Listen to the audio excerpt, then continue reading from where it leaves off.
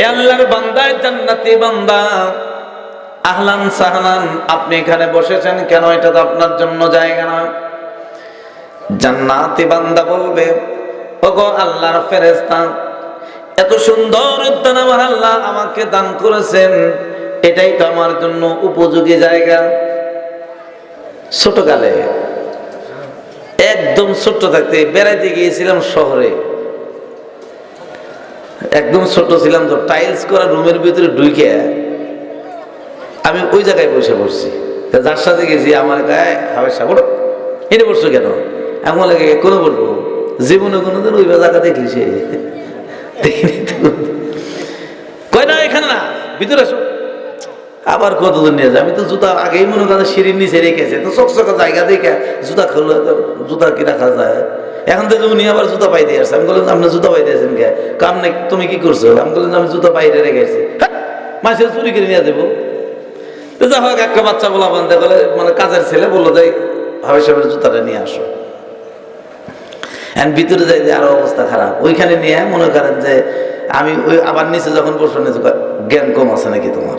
এই যে এটা বসো, এটা বসো, এটা কি বলা হয়? ফোমের মতো এত সুন্দর চকচকা চকচকা, হায় হায় কুরসির মতো দেখা যায়, জীবনে যা দেখিনি। কয়টার নাম হলো সোফা। সোফা। সম্মানিত উপস্থিতি, জান্নাতে বান্দা যখন প্রবেশ করবে, জান্নাতের ভিতর ঢোকার আগেই বান্দা সে সন্তুষ্ট হয়ে যাবে আমার আল্লাহ সুবহানাহু ওয়া তাআলার নিয়ামত পেয়ে। সুবহানাল্লাহ বলে। নেককার মুমিনের জন্য এমন পুরস্কার তৈরি করে রাখিয়াছেন যাহা বাহিরে কল্পনার এমন কোন চক্ষু নাই যা দেখছে কোনদিন। স্বর্ণরূপা দালান কোঠা পাবে মনের মতো, স্প্রিং এর গতি তাতে থাকবে শত শত, ফুল বিছানা কোমল সজ্জা স্বর্ণ খাটের পরে সাজায়া রাখছে খোদার পাশাপাশি করে। মারহাবা কইেন না, আর একটু জোরে বলতে হবে। স্বর্ণরূপা দালান কোঠা পাবে মনের মতো, স্প্রিং এর গতি তাতে থাকবে শত শত, ফুল বিছানা কমল সজ্জা স্বর্ণ খাটের পরে সাজায়া রাখছে খোদা পাশাপাশি করে। হাজার হাজার রকম হবে সামানা তার, তারপরে দুধ মধু কত শরবত করবে পান, ফল বৃক্ষ ডাল জোকাবে ফল ধানের তরে, পরম সুখে খাবে বান্দা তৃপ্তি সহকারে। আর একটু জোরে বলেন মারহাবা। খাওয়ার ইচ্ছা সবার আছে? কার কার আছে একটু হাত তুলে দেখান।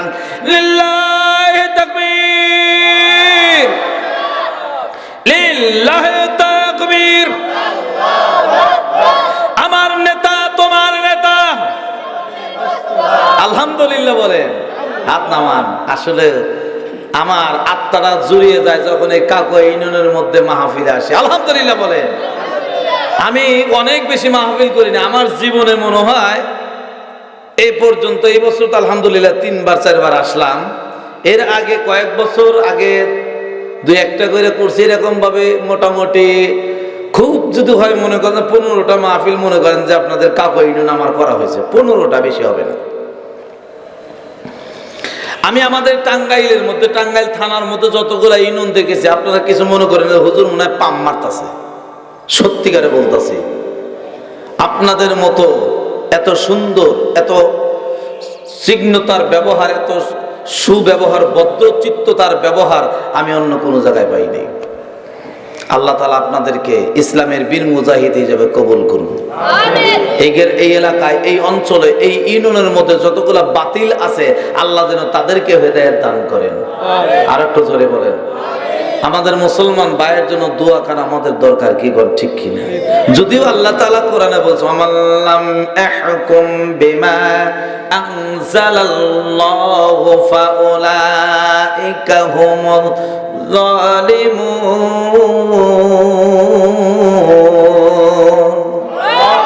আল্লাহ রাব্বুল আলামিন পবিত্র কোরআনুল কারীমের সূরাতুল মাঈদার 45 নম্বর আয়াতে কারিমা আমার আল্লাহ তাআলা বলেন, যারা আমার কোরআন দিয়ে, আমার দেওয়া বিধান দিয়ে বিচার ফয়সালা করে না, তারা হইল জালেম। জোরে বলেন, তারা কি? জালেম। 44 নম্বর আয়াতে আমার আল্লাহ তাআলা এই কথাটা আবার বলেন, ওয়াল্লাম ইহকুম বিমা আনজালাল্লাহু ফাউলাইকা হুমুল কাফিরুন।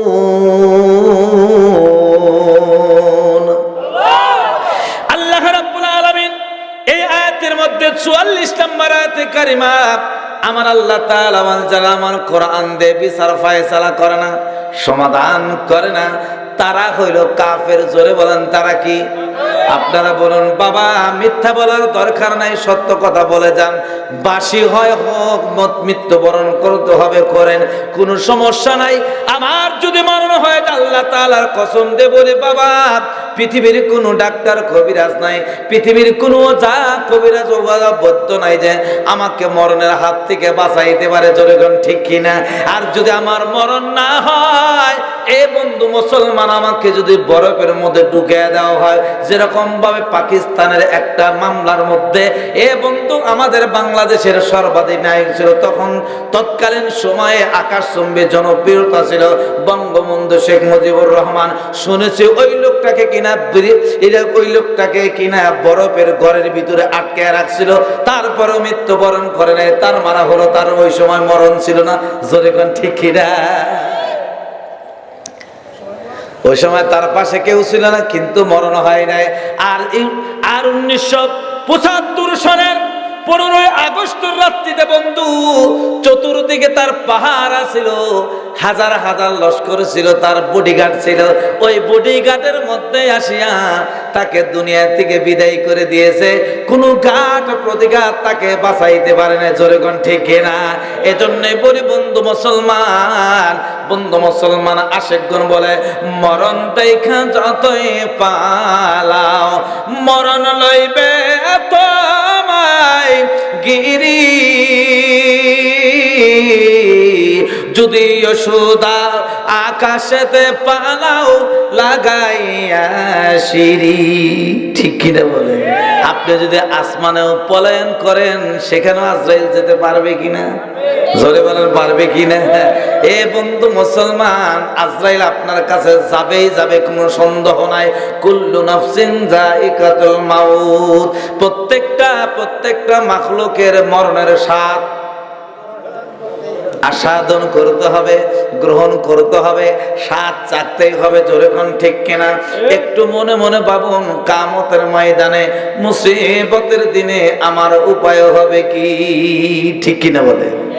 আল্লাহ সুবহানাহু ওয়া তাআলা আমাদের সকলকে আজকের মাহফিলে এখানে সুস্থতার সাথে সুন্দরভাবে বসার তৌফিক দান করুন। সবাই বলেন আমিন। এই এলাকায় যতগুলো মুসলমান ভাই বোন আছে, সকলকে আজকের মাহফিলে আসার তৌফিক দান করুন। সবাই বলেন আমিন।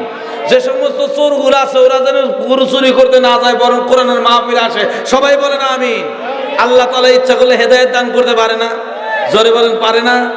তাহলে একটু জিকির করুন, লা ইলাহা ইল্লাল্লাহ, লা ইলাহা ইল্লাল্লাহ, জোরে লা ইলাহা ইল্লাল্লাহ, কলবে লা ইলাহা ইল্লাল্লাহ, জোরে লা ইলাহা ইল্লাল্লাহ, লা ইলাহা ইল্লাল্লাহ, মুহাম্মাদুর রাসূলুল্লাহ। সকলে বলুন সাল্লাল্লাহু আলাইহি ওয়াসাল্লাম। আমি কি আপনাদেরকে বিরক্ত করছি? রাগ করতেছেন? সম্মানিত বন্ধু মুসলমান, আজকে এমন একটা মুহূর্তে আমরা এই জাউগারা গ্রামের মধ্যে এসেছি পড়েছি। রাত্রি পোহাইলে আমাদের দেশের একটা দিবস বলে আছে কিনা? 21শে ফেব্রুয়ারি, কিন্তু 8ই ফাল্গুন কেউ বলল না। বাংলা ভাষার জন্য আমার ভাই শফিক, রফিক, বরকত, আব্দুল জব্বার এরা জীবন দিল বাংলা ভাষার জন্য। মিথ্যা বলার দরকার নাই। আপনারা বলুন, বর্তমান বাংলাদেশের জমিনে যারা লেখাপড়া করতেছে আর লেখাপড়া করাইতেছে, বাংলা ভাষার প্রতি তাদের বেশি টান নাকি ইংরেজির প্রতি? ইংলিশ মিডিয়ামে ছেলে লেখাপড়া করলে তার দাম বেশি নাকি বাংলা মিডিয়ামে পড়লে তার দাম বেশি? ইংলিশে বেশি। আফসোস। ইতিহাস নিয়ে কথা বলতে গেলে আমাদেরকে এক ধরনের মানুষ বলে, হুজুররা আবার ইতিহাস পড়ে, তাদের মনে হয় আমাদেরকে ইতিহাস শেখানো হয় নাই, তাই না? আলেমরা যে সমস্ত ইতিহাস জানে মুখ খুলে না, তাই পৃথিবীর জমিনে এমন কোনো জিজ্ঞাসা নাই, এমন কোনো বিষয় নাই, এমন কোনো সাবজেক্ট নাই যে কোনো না কোনো ভাবে আলেমরা ওইখানে বিচরণ না করছে। কেননা আলেমদের কাছে আছে সবচাইতে নির্ভরযোগ্য গ্রন্থ, আর সেই গ্রন্থের নাম হচ্ছে আল কোরআন। সুবহানাল্লাহ বলে। যেই কোরআনের মধ্যে আল্লাহ তাআলা একটা সূরা দিয়েছে, সূরাতুল ইয়াসিন।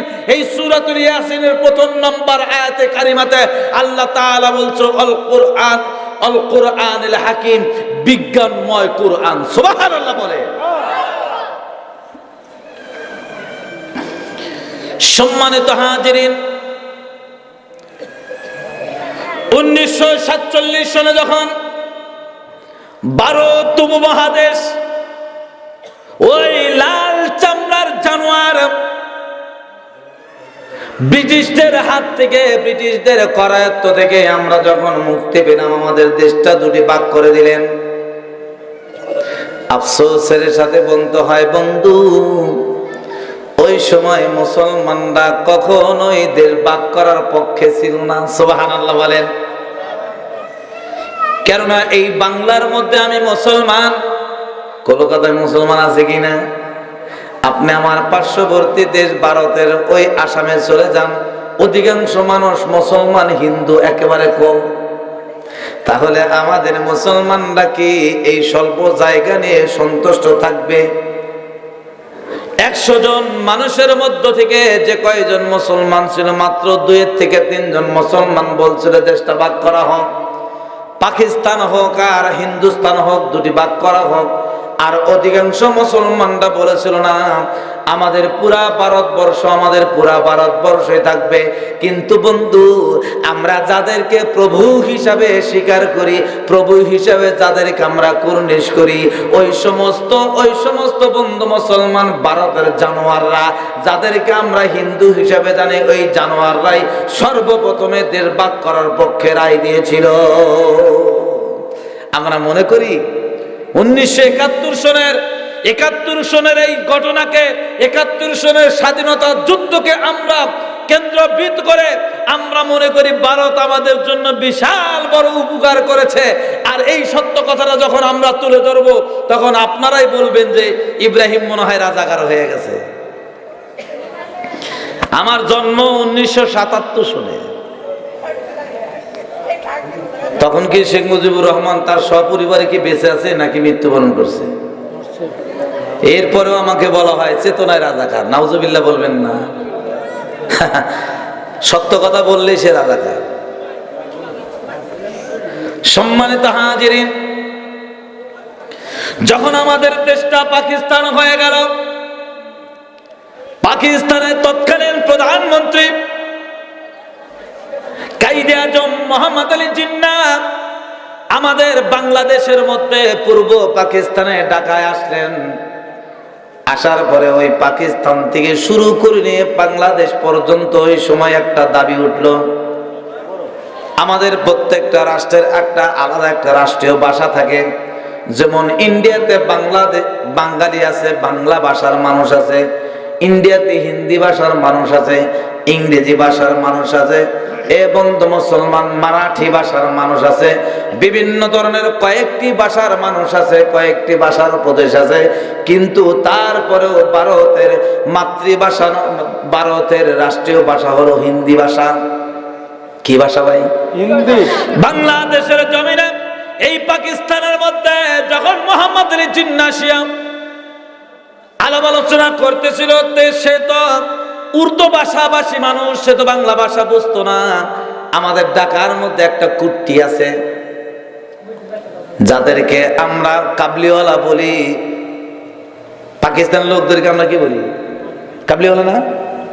এরপরে পুরান ঢাকার মধ্যে এখনো তারা আছে, পালোয়ান পালোয়ান পালোয়ান। এরা বাংলা ভাষা বোঝে যেরকম, উর্দু ভাষা ঠিক এরকম ভাবে বোঝে। কায়েদে আজম মোহাম্মদ আলী জিন্নাহর সাথে আলোচনা করতে গিয়ে ওনারা রায় দিল, ওনারা বলল যে আমাদের রাষ্ট্রীয় ভাষা উর্দু হওয়াই উচিত। তো উনি তো বাঙালিদের কাছে একটু শুনলেন না, যার কারণে উনি ঘোষণা করলো যে পাকিস্তানের রাষ্ট্রভাষা হবে উর্দু। আমাদের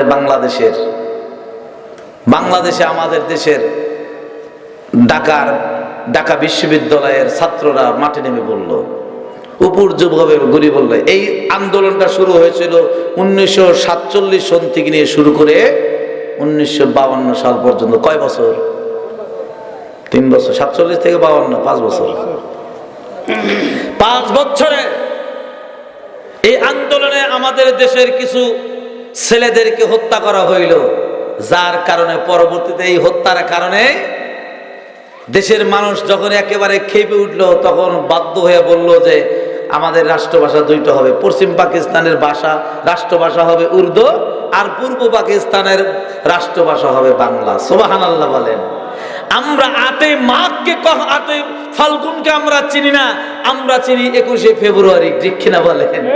আমরা বাংলা ভাষার একটা দিবস পালন করি, অথচ ইংরেজি ভাষা আমরা দিবস পালন করি, বাংলা ভাষা আমরা বলতে পারি না। জোরে কোন কথা ঠিক কিনা? আমরা কোন ধরনের জাত হয়েছি, কোন ধরনের শিক্ষিত হয়েছি, আমরা আজও পর্যন্ত বুঝতে পারলাম না, নিজেদেরকে নিজে চিনলাম না। বন্ধু মুসলমান, ওলিয়া কামেলগণ বলেছে, আল্লাহর ওলিরা বলেছে, মান আরাফা নাফসাহু ফাকাদ আরাফা রাব্বা। যে ব্যক্তি নিজেকে চিনে সে তার আল্লাহকে পেয়েছে। সুবহানাল্লাহ বলেন। আর একটু জোরে বলেন সুবহানাল্লাহ। আমাদের বাংলা ভাষাকে আমরা অন্তর দিয়ে ভালোবাসি, আলহামদুলিল্লাহ বলেন। একজন মাতৃভাষার মানুষ দেখবেন কথা যখন বলবে, অধিকাংশ ভাষা আমাদের সংমিশ্রণ ভাষা হওয়ার কারণে আমরা শুদ্ধতার সাথে আমরা বাংলা ভাষাগুলা বলতে পারি না। কথা ঠিক কিনা বলেন?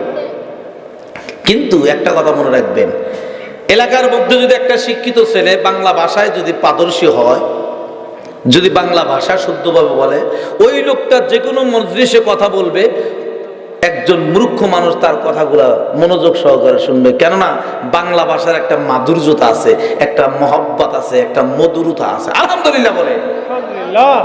সম্মানিত হাজিরিন, তাহলে আমাদের বাংলা ভাষার আগামীকাল 21শে ফেব্রুয়ারি আমরা ভাষা শহীদদের জন্য দোয়া করব। 3 বার সূরা ইখলাস পড়ব, সূরা ফাতিহা একবার পড়ব, 11 বার দরুদ পড়ব, কয়েকবার ইস্তেগফার পড়ব, হাত তুলে দোয়া করব, আল্লাহ আমাদের রাষ্ট্রভাষা বাংলার জন্য যারা জীবন দিয়েছে, আল্লাহ তুমি তাদের জীবনের গুনাহ মাফ করো, তুমি তাদের জীবনের গুনাহ মাফ করে আল্লাহ তুমি তাদেরকে জান্নাত দান করো। এই দোয়া করা আমাদের জন্য বৈধ হবে নাকি অবৈধ হবে? বৈধ হবে।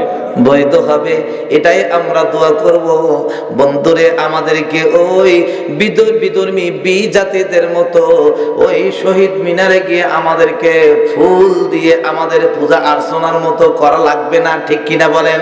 আমাদের ভালোবাসা থাকবে অন্তর ভরে। লক্ষ্য করে দেখবেন আমাদের দেশে এক ধরনের মানুষ আছে বিধর্মী জাতিদের মতো একদিন এরকম ভাবে বন্ধু মুসলমান মাতৃদিবস পিতৃদিবস পালন করে। ওই মাতৃদিবস পালন করার পরে মাকে চিঠি লেখে, আই লাভ ইউ মা, আই লাভ ইউ বাবা। আর আমরা বলি আমাদের মাতৃদিবস পিতৃদিবস ওই একদিন নয়, আমাদের মাতৃদিবস পিতৃদিবস জীবনের প্রতিদিন, যতদিন পর্যন্ত দুনিয়ায় থাকবো সব সময় সদা সর্বদা আমরা আমাদের দরদের মা দরদের বাবাকে ভালোবেসে যাব।